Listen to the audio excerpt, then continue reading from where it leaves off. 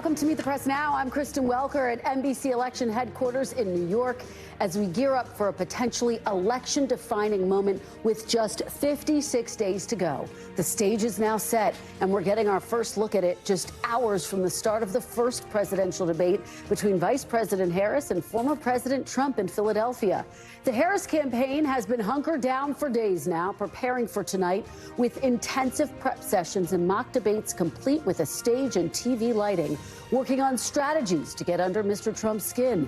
The campaign also running a new ad in places they hope Trump will see it, mocking him over crowd size. The 78-year-old billionaire who has not stopped whining about his problems. Oh, she had a big crowd. Oh, the crowd. This weird obsession with crowd sizes. It just goes on and on and on. Now, sources tell NBC News that Harris will try to expose the former president's tendency to say things that aren't true or get information mixed up, and that it is not lost on Harris that Trump's last debate performance effectively knocked Biden out of the race.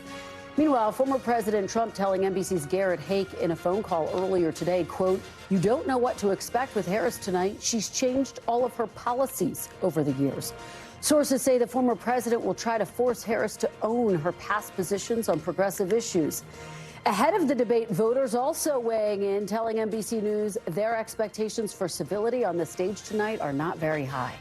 I would just hope that it sticks to a clean debate, like talking about things, not just making fun of the other candidate. It could be chaos. I mean, I didn't think of it as having front to front with these two issues, and yeah, it'd be very interesting. It'll probably be a little rowdy. I think there's going to be a lot of things said that are unprofessional or unbecoming of a future president.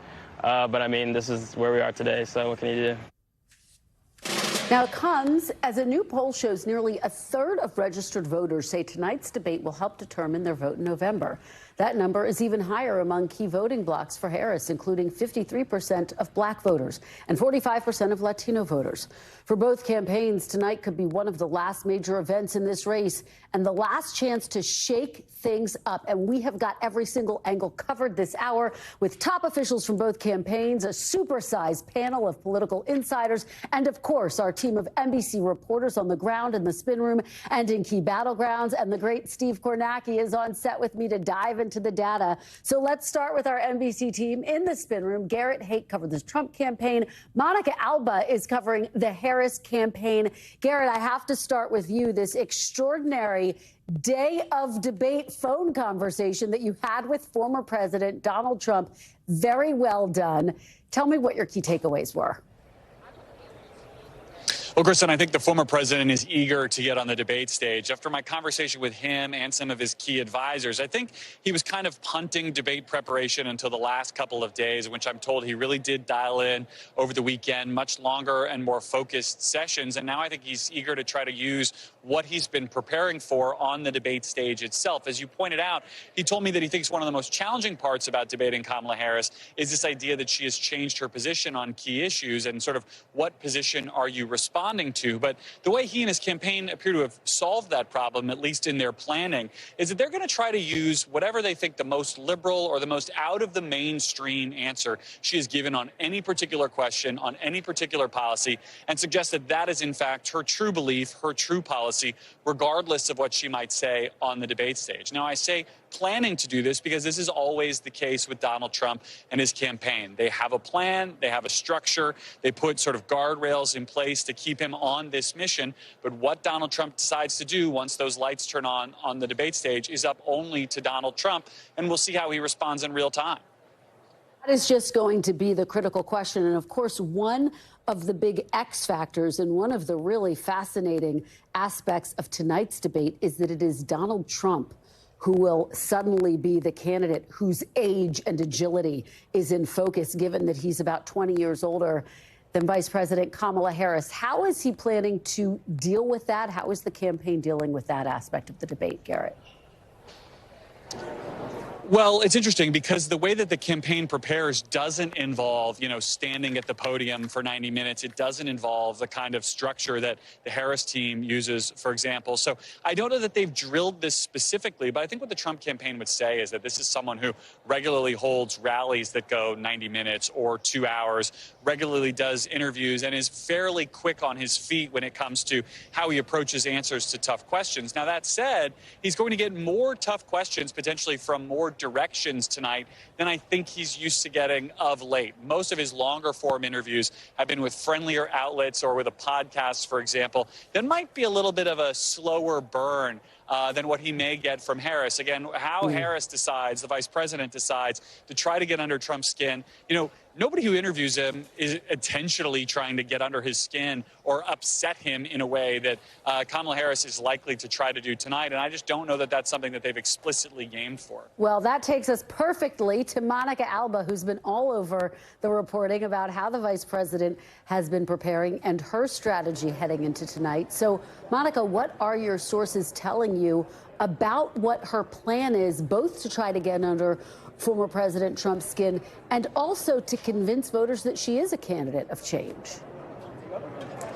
They have been trying all day long in the lead up to tonight, Kristen, to try to needle Donald Trump when possible, whether it be with these billboards that we're seeing all over Philadelphia that are trying to poke some fun at the former president and his obsession with crowd size, which is a theme that we also saw today in a new ad that was released where former President Obama talked about that in his Democratic National Convention speech. Those are the kinds of things that they're trying to use, again, to take a page a bit out of Donald Trump's own playbook and try to troll him, perhaps. And you're also going to see that in the form of some of the former Trump administration officials who are going to be coming to the spin room where Garrett and I are here tonight to try to talk about this from the perspective of we're people who signed up to work for the Trump-Pence administration, and here's why we then left and decided to become complete critics of it. So they're going to try to use those kinds of tactics on one hand. On the other, that's because they know there will be maybe a moment that's viral that comes from this crosstalk between Donald Trump and Kamala Harris,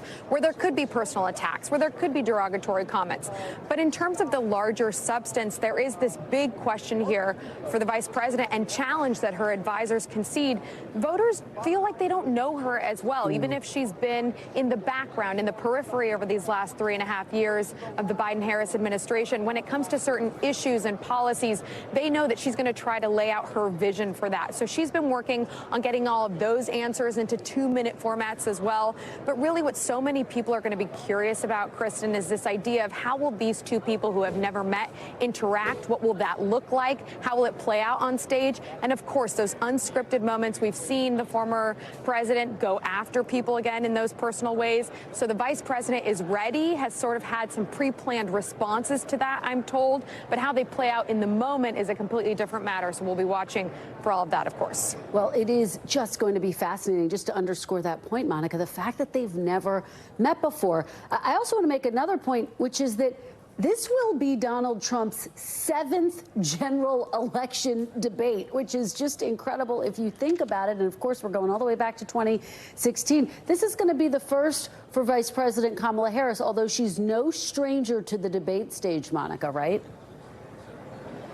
Exactly. And that is where you're starting to see the expectation game really playing out here a bit, with the Harris team saying, look, he has so much experience. He's been doing this for almost a decade. They did go and watch basically all the game film on that, and every time he's participated in something like this. So they have a lot to study from, but they're trying to also raise this issue with the debate rules as something that they keep bringing up again when we talk about expectations. They believe that the fact that the microphones are supposed to be muted when the candidate whose turn it isn't to speak is going is something that they continue to raise as a major issue they think is going to disadvantage the vice president. They continue to say that they want Americans to have an unfiltered view of what Donald Trump is like on the debate stage. So that's why they keep raising those kinds of things to also, again, try to convey to Americans, well, she may not have as much experience he does with this. So if she doesn't perform the way they want, they're going to point back to those things I think you can expect.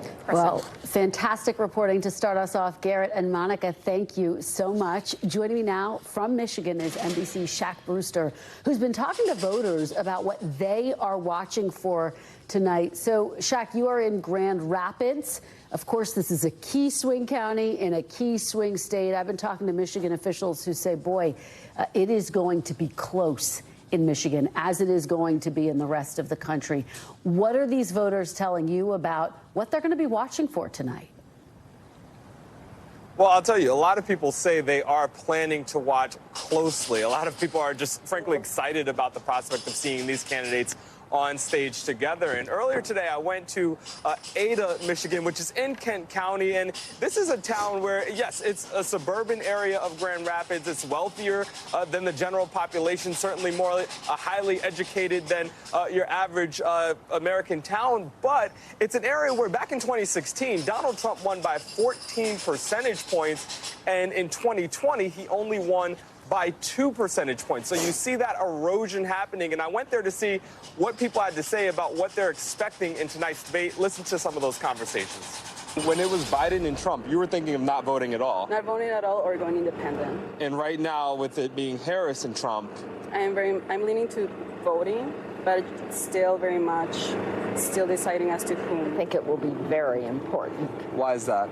I think some people think she's not very strong for president, and I hope that her performance tonight will show that she's the right candidate. It would be helpful if he would not be as bombastic, but Trump is Trump. Trump will be Trump, and I realize that.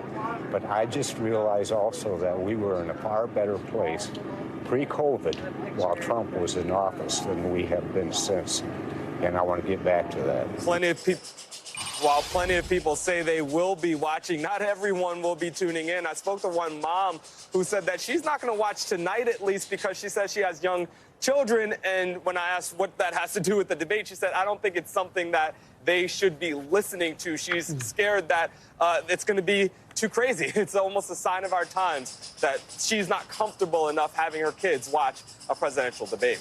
So fascinating. And of course, the moms are going to have a big influence over who wins this election. Shaq Brewster, thank you very much. Turning now to none other than Steve Kornacki at the big board. Steve, so great to have you to really set the stage for us. Obviously, you and I have been talking for a long time. This is a very close race, whether we're talking nationally or in battleground states. How do you see this race right now? Yeah, I mean, a couple things. Let's start nationally here, Kristen. This is the average of all the major national polls that are out there right now. Harris 47, Trump 45. Now, that's down a tick from where it was before the weekend. Harris had been ahead by 3 in the national average. Some of the more recent national polls, that New York Times one the other day that had Trump ahead, getting some attention here, bringing this average a little bit closer.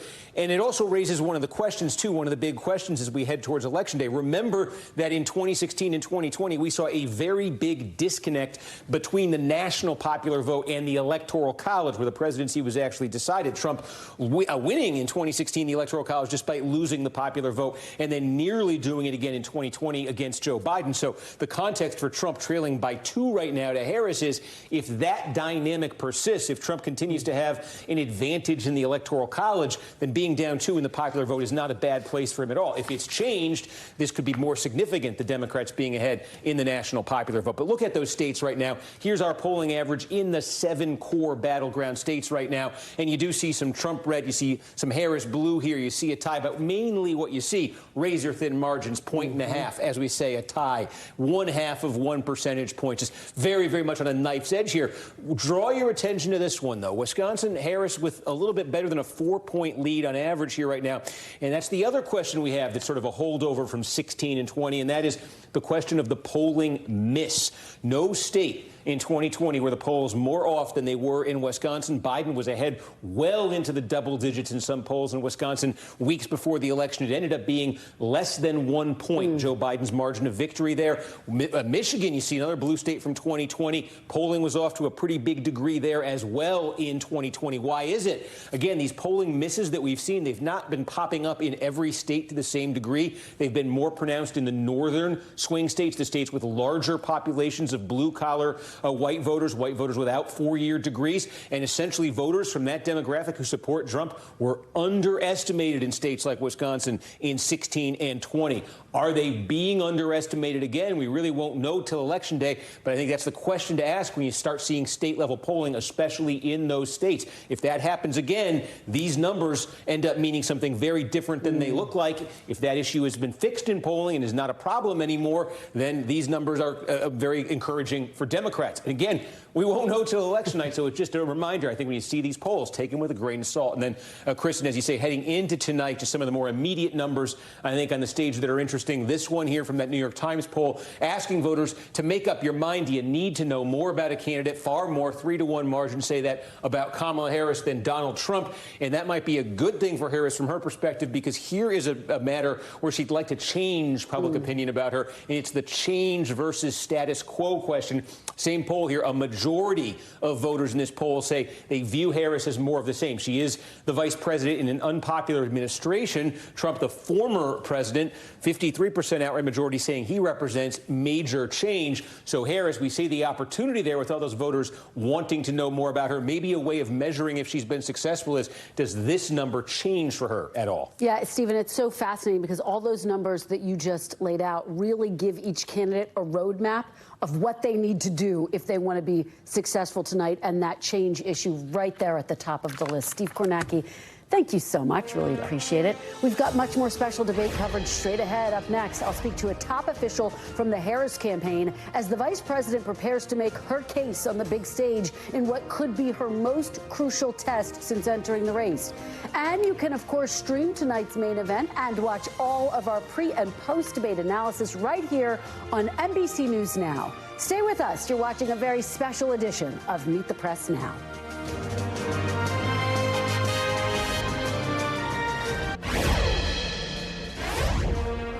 And welcome back. You are looking at live pictures of the Philadelphia skyline and the debate hall, where we are just a few short hours away from one of the biggest moments of the 2024 presidential campaign. Joining me now from the spin room at the site of tonight's debate is Michael Tyler, communications director for the Harris campaign. Michael, thanks for joining me. Really appreciate it. Thanks for having me. Happy debate day. Well, happy debate day to you. It is a big moment. Let's talk about what the vice president needs to do. What do you think Vice President Harris needs to accomplish tonight to walk away feeling like she had a good night? Yeah, well, listen, I think what tonight is going to be is really going to be one of the first times that the American people have the opportunity to see the stark choice that confronts us in this election. And for the vice president, it's an opportunity for her to lay out her vision for where she wants to take this country over the course of the next 4 years. The way that she wants to build an economy where folks have the opportunity not just to get by, but to get ahead, as she talks about, how we continue to stand up and protect women's reproductive rights, how we stand up for our democracy, and contrast that against Donald Trump's dark, dangerous, backwards-looking Project 2025 agenda. And so she will, of course, prosecute the case against Donald Trump and his candidacy and the threat that he poses. But it is also another opportunity to introduce herself to a wider swath of the electorate tonight. So we're excited about the opportunity that tonight presents. We're excited about the road ahead, leaving Philadelphia as we hit all the battleground states that are going to decide the pathway to 270 electoral votes. Well, sources are telling my colleague Garrett Hake and our NBC News team that Trump's strategy tonight is going to be to target some of her 2020 positions that she's now distancing herself from. Of course, in that interview with CNN, she said that her values have not changed while some of her policy positions have changed.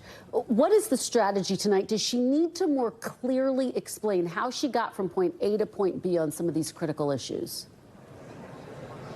Yeah, well, again, I think she will absolutely talk about her vision for where she wants to take this country. I think you'll hear her talk about the record of accomplishment of which she's a part as vice president of the United States, right? The work that she was able to do along with President Biden to find common sense solutions to make progress towards the goals that she has in mind and the work that she wants to do in the road ahead. That's why she's begun to lay out some of the planks of her policy agenda where she wants to take this country. She did so in Raleigh, where she talked about the work that she wants to do to lower costs for Americans. She did so last week in New Hampshire, where she talked about the work that she wants to do to spur small business growth in this country. And so she's proud of the work that we have already accomplished, and she's focused on the work that lies ahead to continue to accomplish our goals. I think as it relates to the debate tonight, what she will also do is not only talk about, the work that she wants to accomplish, but she will contrast that with Donald Trump. If you talk about policy positions, this man is a guy who's had 7 or 8 different positions on every single issue. But the problem in 2024 right now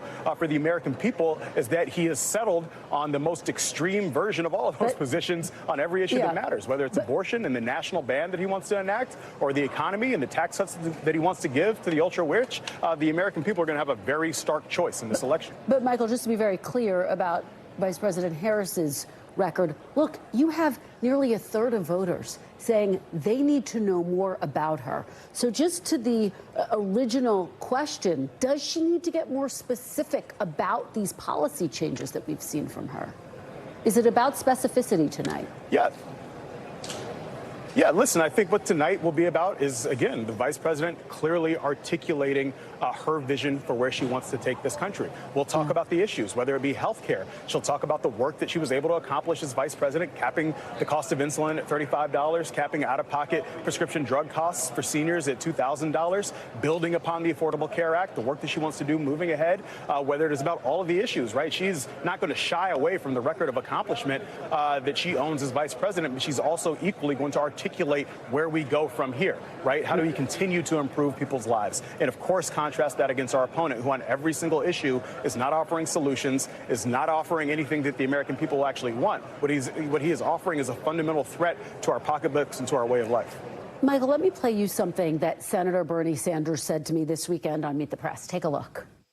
You have described Vice President Kamala Harris as a progressive.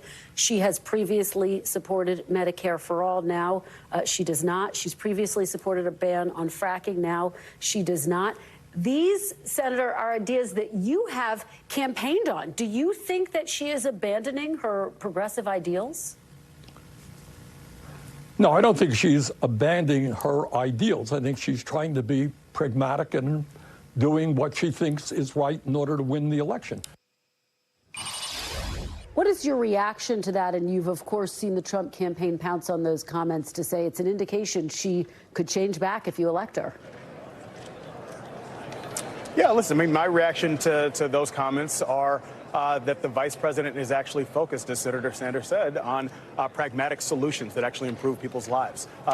He mentioned health care. He mentioned energy and the climate crisis, right? Again, we talked about building on the Affordable Care Act, the work that she has actually done. The goal here is quality, affordable health care for all Americans. That's the work that she wants to continue to build upon. You talk about the climate crisis. She's proud of the fact that we have currently made the single largest investment in combating climate change, demonstrating that you can tackle the climate crisis while at the same time increasing American energy production, right? That is the work that she wants to continue to build upon. And I think for the voters in this election, they're not really concerned about, are you a progressive, are you conservative, are you moderate? It's about, what are you going to do for me? Are you going to fight on my behalf? Are you going to continue to offer solutions? I think on all of these issues, the vice president has been clear through her record of accomplishment and the vision that she is laying out that she is actually the candidate in this race who is offering that. And again, Donald Trump, he's not offering actual solutions. He's simply fighting for himself on the debate stage. Do you believe she considers herself to be a progressive, Michael?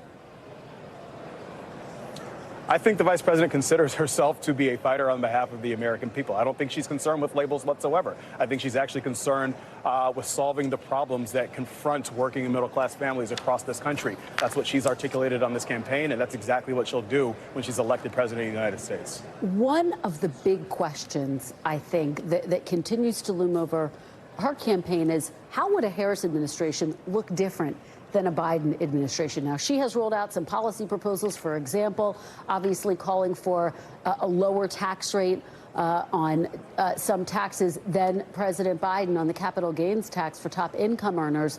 But going beyond that, how would you compare a Harris administration? And will we walk away from tonight, will voters walk away from tonight with a clearer understanding of how a Harris administration would differ from a Biden administration?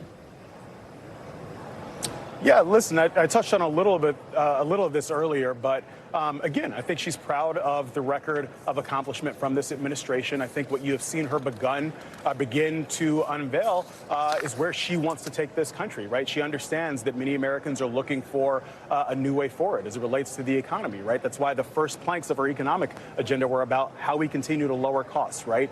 Making sure that we can lower grocery costs, making sure that we can actually lower housing costs through incentivizing more development of housing, but also making sure that we provide first-time homebuyer assistance, rental assistance. You mentioned the small business plan, right? How do we make sure that we can actually, at the same time, make sure that the wealthy are paying their fair share, but also make sure that we have a tax code that allows entrepreneurs to get ahead here, right? Making sure that we can actually incentivize the tax system to not stifle business growth, but to actually support it.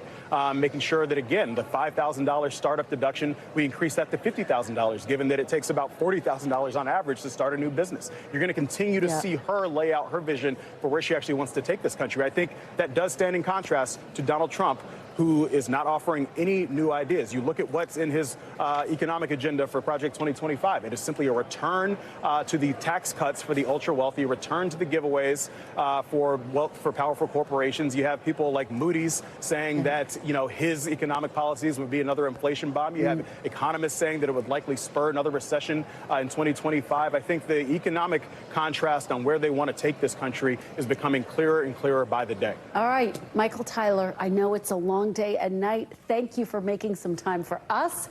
We really appreciate it. Coming up, what to expect tonight from former President Trump as he faces pressure to stay focused on issues over insults. A top official from the Trump campaign will join us next. You're watching a very special edition of Meet the Press Now. Stay with us. Welcome back. You've heard the pre-debate view from the Harris campaign, so let's check in with the Trump campaign now. Joining me now from the Spin Room in Philadelphia is Trump campaign spokesperson Karoline Leavitt. Karoline, thanks so much for joining me. I know it's a busy one today. It sure is. Thanks for having me, Kristen. Great to see you. Great to see you. Let's start off big picture here. What does a win look like for former President Trump tonight? Well, tonight's success for President Trump is exposing the truth about Kamala Harris's record. Not only her record over the past 4 years as vice president in the Biden-Harris administration, but also her very long record as an attorney general from California, as district attorney from San Francisco. And Kamala Harris has not done a solo sit-down interview in 50 days since becoming the nominee of the Democrat Party. It is time for her to answer tough questions about her record. Does she still support decriminalizing illegal border crossings? Does she still support eliminating cash bail for violent criminals? Does she still support her ban on fracking or not? Unfortunately, the media hasn't been able to ask Kamala Harris those questions. President Trump will. Tonight, he's going to hold her accountable and highlight her record of failure over the last 4 years with his record of success in his first term in the White House. Well, count me as one of the journalists who's trying for one of those solo interviews, Karoline. Let me play something that we heard yesterday from Trump's former rival turned supporter, Nikki Haley. I want to get your reaction on the other side. Donald Trump and J.D. Vance need to change the way they speak about women. You don't need to call Kamala dumb. She didn't get this far, you know, just by accident. She's here. That's what it is. She's a prosecutor. You don't need to go and talk about intelligence or looks or anything else. Just focus on the policies. Pretty blunt advice from Nikki Haley. What's your reaction? What's former President Trump's reaction? Is he going to listen to the former ambassador?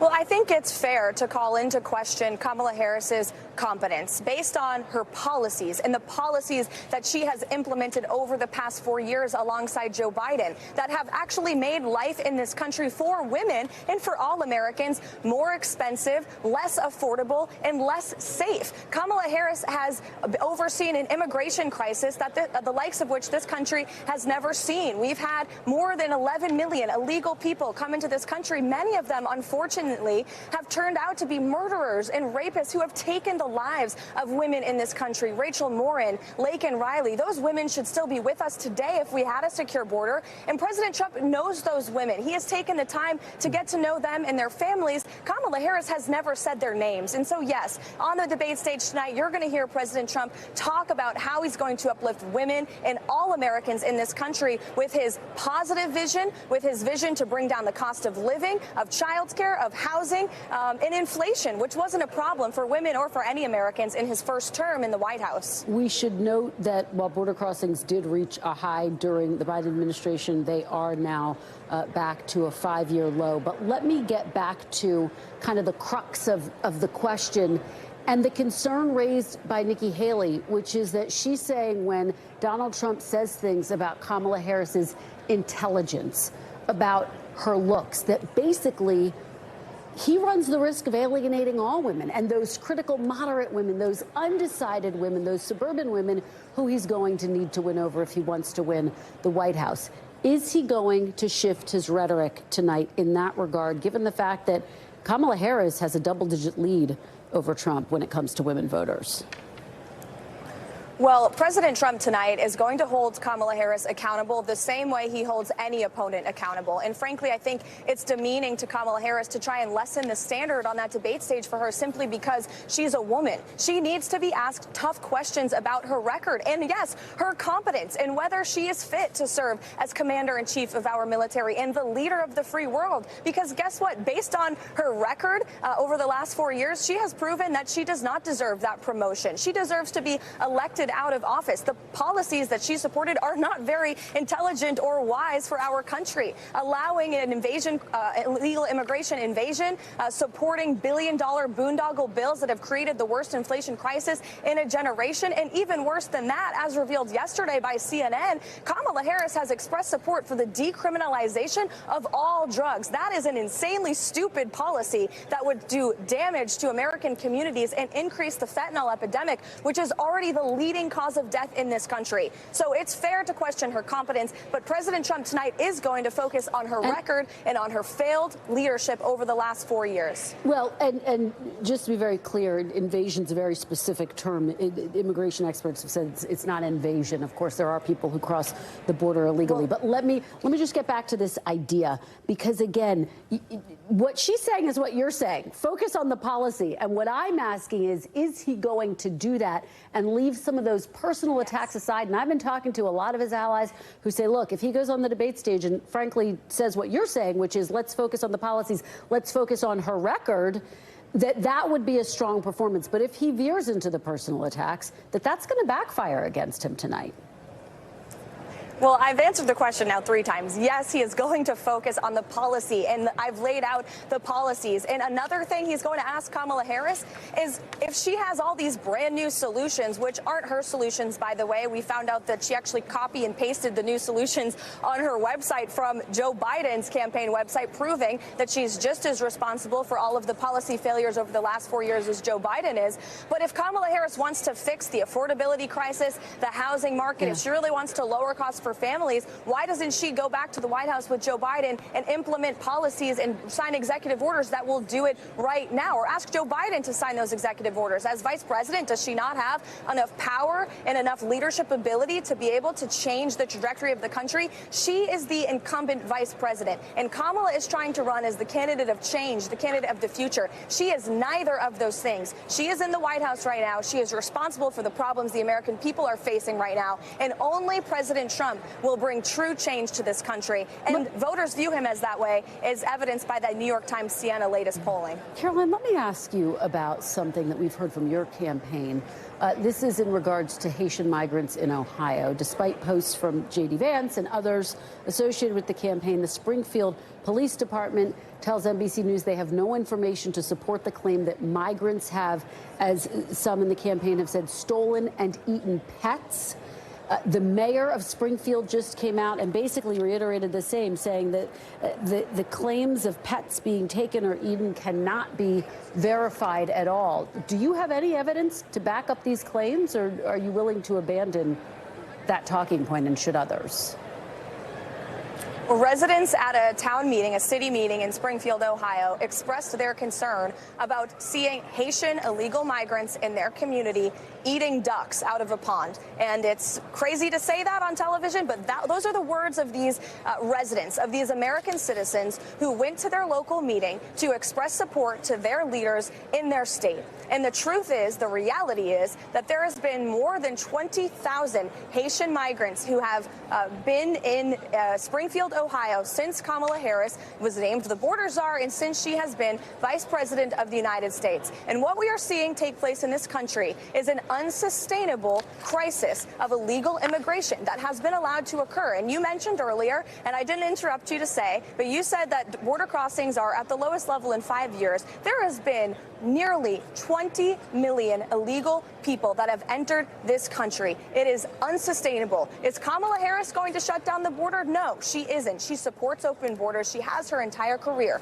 And this election is a choice between President Trump, who had the lowest record of illegal crossings on his watch when he left office, and Kamala Harris, who has overseen the worst immigration crisis. And it's not just at the border. Every state in this country has become a border state. This impact has made its way to states like Ohio, and those residents are expressing their concern. Karoline, a couple things. DHS says the number's closer to 10 million. I understand you have that figure, but just for the record, 10 million is still a lot of people, Kristen. That's still more than the total just to set the population of record more straight, than I've 30 talked to American DHS states. officials about it, that they say those are the numbers. But I want to read you what Vance has said about what we're discussing. He says reports now show that people have had their pets abducted and eaten by people who shouldn't be in this country. And then he updated that to basically say, in the last several weeks, my office has received many inquiries from actual residents of Springfield who've said their neighbors' pets or local wildlife were abducted by Haitian migrants. It's possible, of course, that all these rumors could turn out to be false. And I guess my question for you is, should the vice presidential nominee, should officials in the campaign be more disciplined in terms of what they're saying, given that, as you are saying right now, there's no known proof, there's no known evidence. The Springfield mayor has said that. The police have said that. Should the vice presidential nominee be more careful with his words?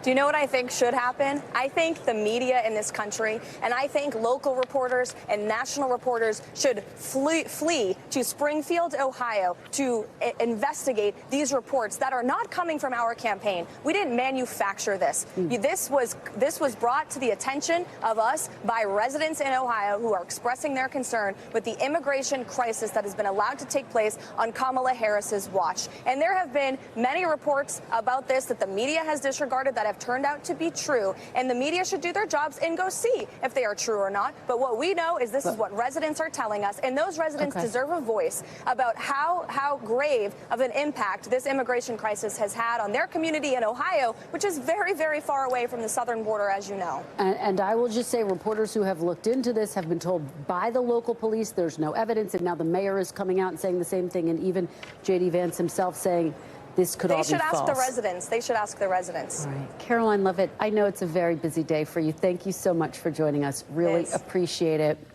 Coming up after the break, foreign policy in focus, new fallout in the war against Hamas after a deadly Israeli strike in a Gaza humanitarian zone as Republicans zero in on the Biden administration's chaotic withdrawal from Afghanistan. What it could mean for tonight's debate next. You're watching a very special edition of Meet the Press Now.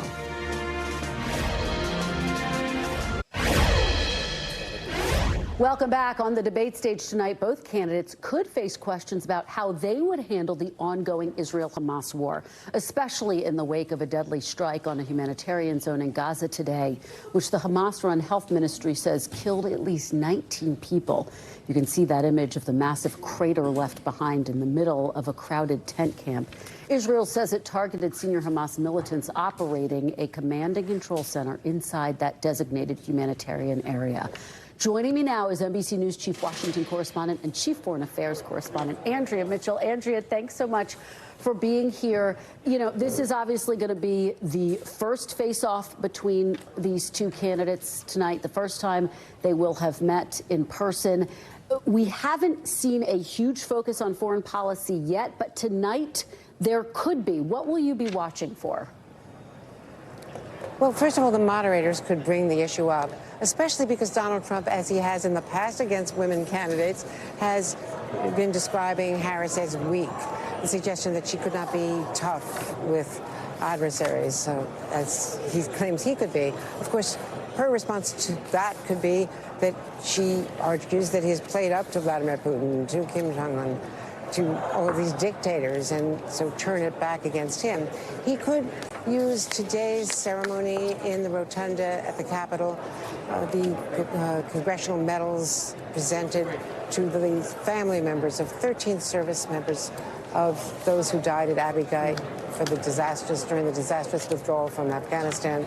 The report that the White House says was politically timed to come out yesterday from the House Foreign Affairs Committee, Republican-led, just the day before the debate. And it's a report that's really an interim report, not a final report, and it's very different from the report that was issued 2 years ago by the same committee before Kamala Harris was the candidate, and mentioned her only twice 2 years ago and mentioned her more than 200 times this time. So clearly there's some politics involved. They deny that.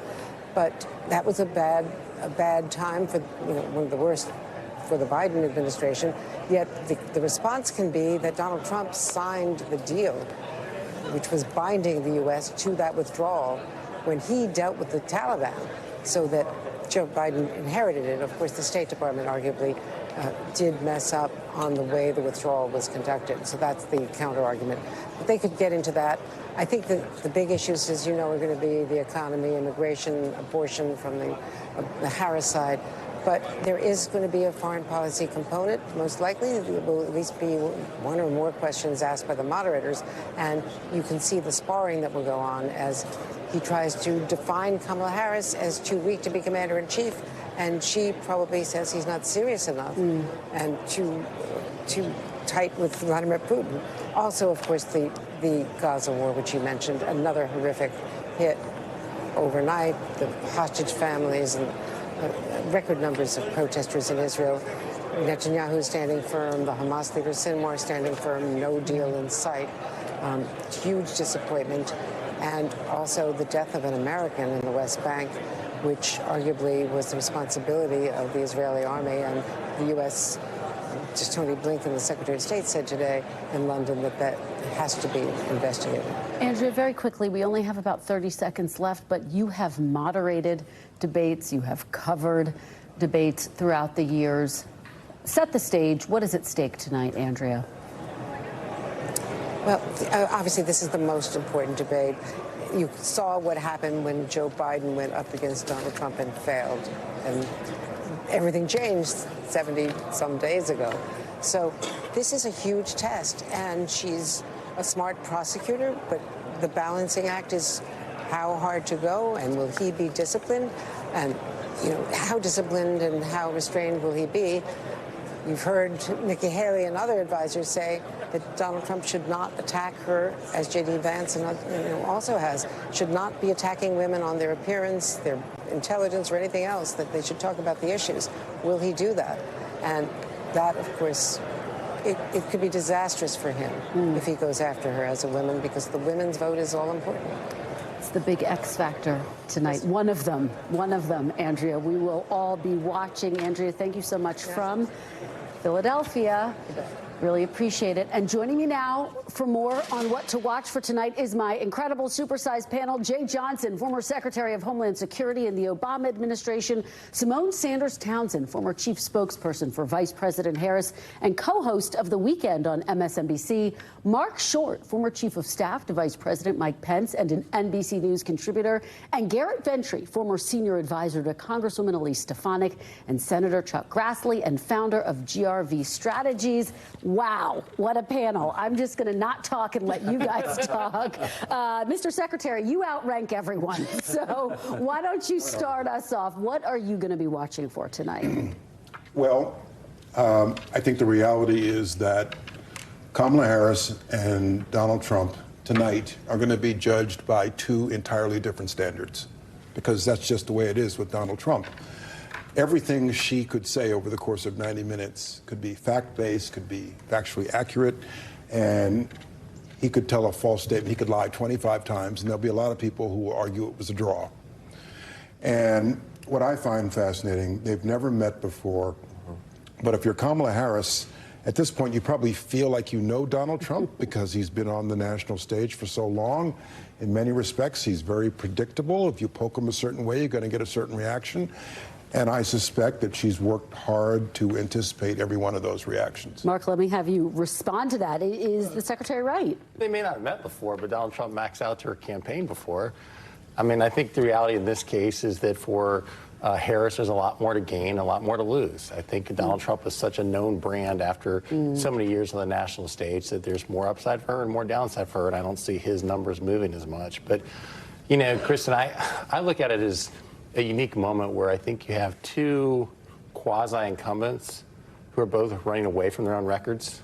You have Kamala's repudiated pretty much everything she said in 2019, from abolishing ICE, getting rid of detention centers, getting rid of private health insurance, to now saying, I have a plan for how to fix inflation, how to fix the border, when presumably that's what she's been doing for the last 3.5 years. And for Trump, he's running as fast as he can from his pro-life record. He basically, you know, in 2018 would boast that we sent Javelin missiles to Ukraine, Obama sent blankets, and now he applauds Putin for invading Ukraine. And I think that, you know, on trade, you had tariffs that were targeted, and now you have the biggest potential tax increase in a trade policy that America's ever seen. And so you have both candidates basically running away from their previous records. Great. Well, you set me up perfectly to go to Simone and Garrett. Simone, respond to that. I mean, what about that argument that she's going to have to respond to tonight that, hey, you've been in office for 3.5 years? Yeah, I think the Biden-Harris administration does have a record. I mean, I was listening to your previous interviews, and you talked about from both the Harris campaign, Rep. Michael Tyler, and then the press secretary from former President Trump's campaign. And look, I just... Side note, I think it's always good when you send out the people on debate day who have been in the room with the candidate. And we could tell sometimes when the people recently spoke to the candidate and when they haven't. I don't know if I were Donald Trump's press secretary, would I have tripled down that he's definitely going to talk about the issues and not attack anybody? I highly doubt that one.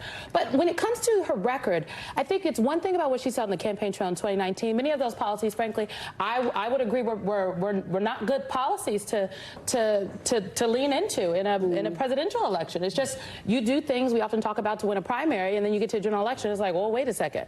And there's a difference between what folks said on a primary debate stage, but what they have done as they've been elected. And I think the contrast that would be the strongest for Vice President Harris to draw against Donald Trump is what they have done when they were elected, whether what she's done as vice president or what she did in her past jobs as a prosecutor, as a DA, as an attorney general, as senator.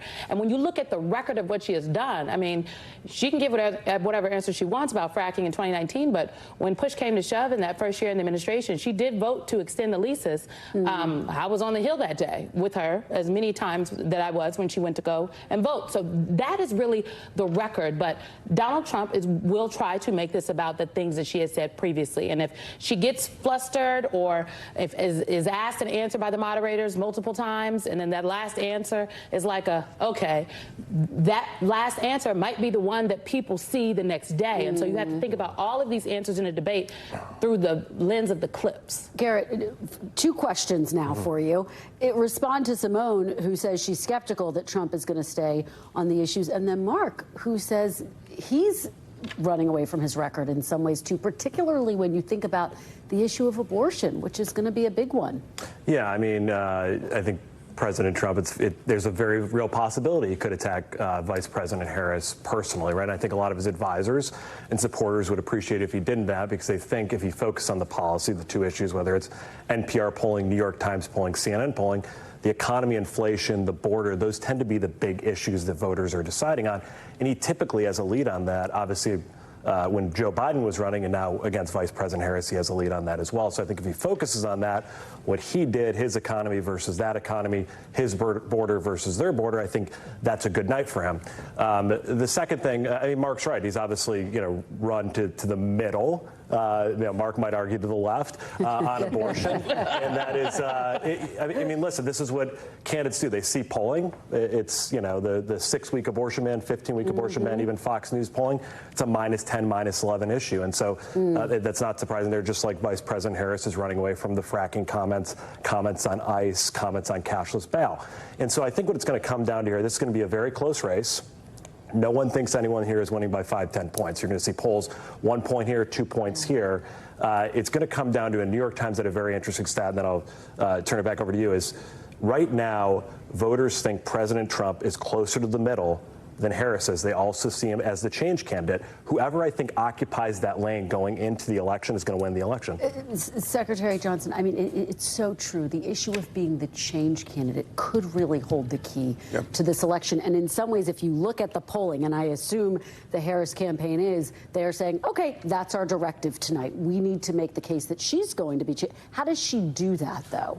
I think her most effective message has been, we're not going back, and sending the message that I'm the next generation, I'm 59, he's 78, I'm the future, I'm the change agent here. He's been president, I've never been president, and I'm next gen. Exactly every 16 years in presidential politics, we have a next generation president, 1960, 76, 92, 08, and the next one is in 2 months.